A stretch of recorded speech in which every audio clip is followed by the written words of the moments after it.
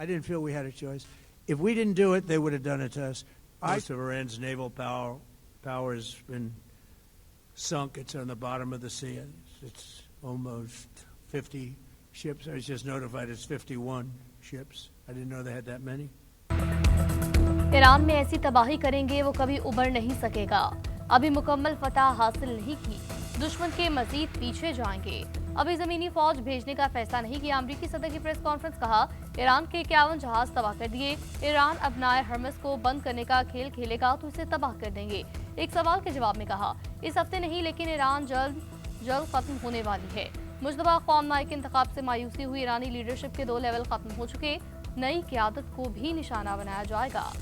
Iran Israel को खत्म करना चाहता था। ईरान के पास एटम बम आ जाता तो मुश्किल सूरत हाल होती। अमरीकी सदर का तेल की कीमतें कम करने के लिए कुछ पाबंदियों में नरमी का ऐलान।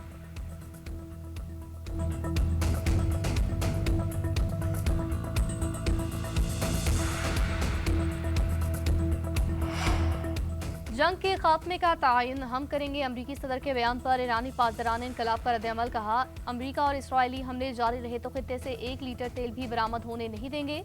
ईरान के बारे में ट्रंप की बातें बेमानी हैं। खित्ते में सलामती या तो सबके लिए होगी या किसी के लिए नहीं। जो मुल्क इसराइली और अमरीकी सफीरों को निकालेगा वो अपना हर्मस को इस्तेमाल कर सकता है।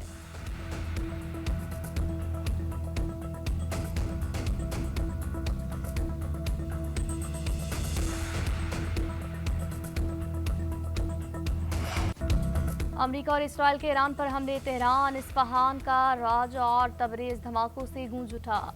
रिहायशी इमारतों पर बमबारी, ऑयल रिफाइनरी को निशाना बनाया। शोले भड़कते रहे कोहाक, शाहरान कारान में भी ऑयल डिपोज तबाह। बंदर अब्बास में ईरानी बहरी जहाज पर मिसाइल दागे। इस्फहान, नजफ और ईरान समेत दीगर शहरों पर वहशियाना बमबारी। हमलों में शोहदा की मजमूई तादाद 1035 हो गई, 13,000 के करीब जख्मी। सेंटकॉम का ईरान में 5,000 से ज्यादा अहदाफ को निशाना बनाने का दावा। इसराइल की लबनान पर भी चढ़ाई।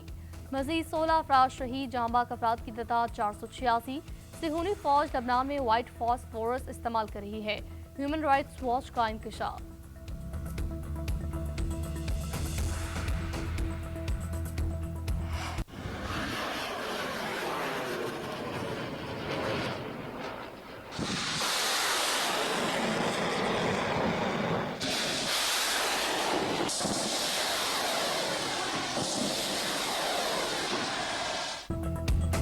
ईरान के दुश्मन पर भरपूर जवाबी वार, ऑपरेशन वादा सादिक की 32 की लहर का आगाज। इसराइल पर न्यू जनरेशन मिसाइल बरसा दिया। अलकदर और कमशहर 4 बैलिस्टिक मिसाइलों से हमले, क्लस्टर बमों का इस्तेमाल। तेल अवीव धमाकों से गूंज उठा। सिहूनी लीडरशिप का शेल्टर तबाह। हीफ और यरूशलेम पर हमले, 2 सिहूनी शहरी हलाक। ईरान का बहरीन के दारुल-हुकूमत मनामा पर ड्रोन हमला।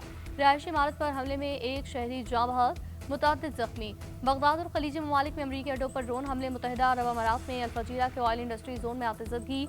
सऊदी अरब का शीबा ऑयल फील्ड की तरफ आने वाले 2 ड्रोन तबाह करने का दावा। कुवैत ने भी 1 ईरानी ड्रोन मार गिराया। अमरीका का सऊदी अरब में मौजूद अमरीकी सफारती अमले को वापस बुलाने का हुक्म।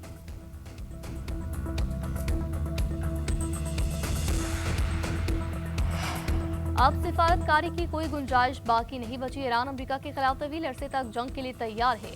सिर्फ मौशी दबाव ही इस तनाज़े का खात्मा कर सकता है।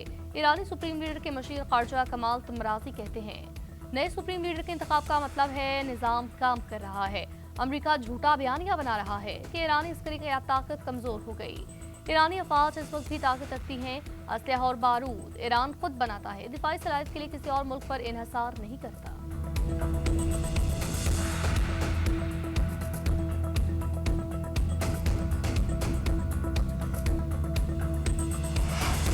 अमरीकी सदर ट्रंप और रूसी सदर पुतिन के दरमियान टेलीफोनिक राबिता। दोनों रहनुमाओं में ईरान जंग समेत दीगर आलमी उमूर पर तबादला ख्याल।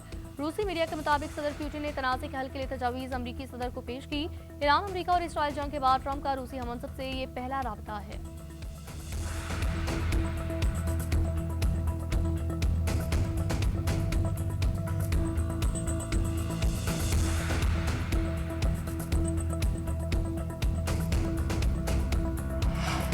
ईरानी सदर का तुर्क हममंसब से राब्ता। दोनों रहनुमाओं ने खित्ते की सूरत हाल पर तबादला ख्याल किया। ईरानी सदर ने तुर्किया पर ईरानी मिसाइल हमले के इल्जाम की मुकम्मल तहकीकात कराने की यकीन दहानी कराई। तैयब एर्दोगान ने कहा, नेटो एयर डिफेंस ने तुर्किया की फ़ज़ाई हदूद में एक और मिसाइल मार गिराया।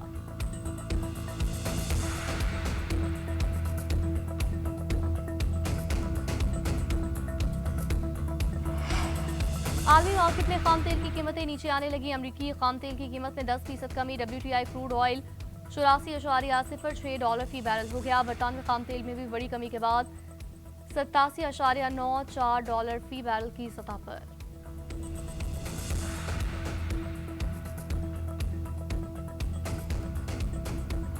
तमाम स्कूलों को रवां हफ्ते के आखिर से 2 हफ्तों की छुट्टियां दी जा रही हैं। हायर एजुकेशन के तमाम इदारों में फौरी तौर पर ऑनलाइन क्लासों का आगाज किया जा रहा है। हफ्ते में सिर्फ 4 दिन दफातर खुलेंगे। तेल की बचत के लिए हफ्ते में 1 इजाफी छुट्टी दी जा रही है। मुल्क में तवानाई बहरान से निपटने के लिए हुकूमत के बड़े बड़े इकदाम। वफाकी तालीमी इदारे रवा हफ्ते के आखिर से 2 हफ्ते के लिए बंद। सरकारी निजी दफातर हफ्ते में 4 दिन खुलेंगे। वज़ीर-ए-आज़म का कफायतशुमारी पॉलिसी का ऐलान। कॉलेजेस और यूनिवर्सिटीज में ऑनलाइन क्लासेस की हिदायत। निजी और सरकारी दफातर में 50% स्टाफ घर से काम करेगा। वफाकी काबीना के अरकान 2 माह तनख्वाह नहीं लेंगे। अरकान पार्लियामेंट की तनख्वाहों में 25% कटौती शामिल। वफाकी गुजरा के बैरून मुल्क सफर पर पाबंदी। सरकारी गाड़ियों के तेल में 50% कटौती होगी। सरकारी अफ्तार पार्टियों पर मुकम्मल पाबंदी। वज़ीर-ए-आज़म का आइंदा चंद दिनों में तेल की कीमतें मजीद बढ़ाने का इंदिया। वज़ीर-ए-आज़म की ज़ेर सदारत इजलास में बड़े फैसले। नायब वज़ीर-ए-आज़म इसाक डार, फील्ड मार्शल सैयद आसिम मुनीर भी इजलास में शरीक थे।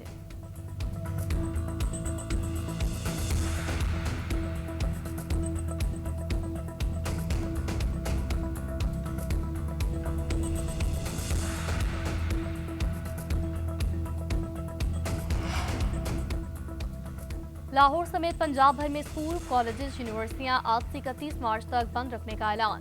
क्लासेस ऑनलाइन होंगी। इम्तहानात शेड्यूल के मुताबिक होंगे।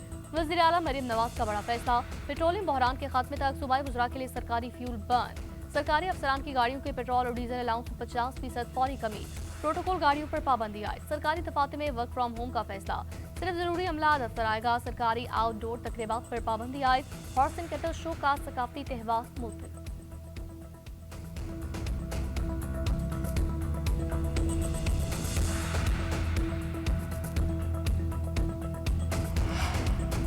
केपी हुकूमत ने 2 माह के लिए फ्यूल बचत इकदाम की मंजूरी दी। सरकारी मीटिंग्स वर्चुअल होंगी। सरकारी गाड़ियों के अलाउंस में 25% कमी। दफातर में 50% वर्क फ्रॉम होम पॉलिसी का निफाज।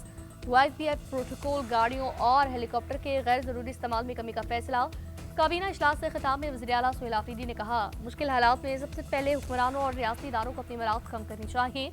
बलूचिस्तान हुकूमत का भी तमाम तालीमी इदारे बंद करने का फैसला। स्कूल, कॉलेज, यूनिवर्सिटियां 23 मार्च तक बंद रहेंगी।